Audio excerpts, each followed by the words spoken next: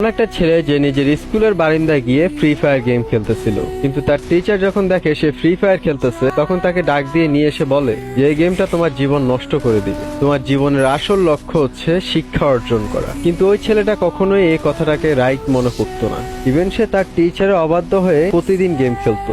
এটা নিয়ে তাকে তার বাসায় কমপ্লেন করা হয়েছিল। যখন কমপ্লেন করে তখন তার বাবা মাও তাকে অনেক মারধর করে, তাও কেন জানি সেই গেমটা ছাড়তে পারে নাই। এন্ড একটা সময় এমন হয় যে তাকে বাসা থেকে বের করে দেওয়া হয় এই গেমসের জন্য, কিন্তু তাও সে হার মানে নাই। সব থেকে আশ্চর্যজনক বিষয় হচ্ছে মাত্র 1.5 GB র্যামের একটা ফোনে সে খেলতো। আমরা যেমন 2019 সালে ফ্রি স্টাইল নিয়ে লাফালাফি করতাম, সে কখনো ফ্রি স্টাইল খেলতোই না। সে সবসময় চাইতো যে আমি একজন টুর্নামেন্ট প্লেয়ার হব।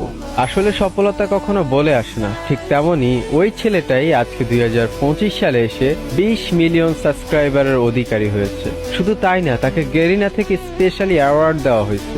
অ্যান্ড তার প্রতি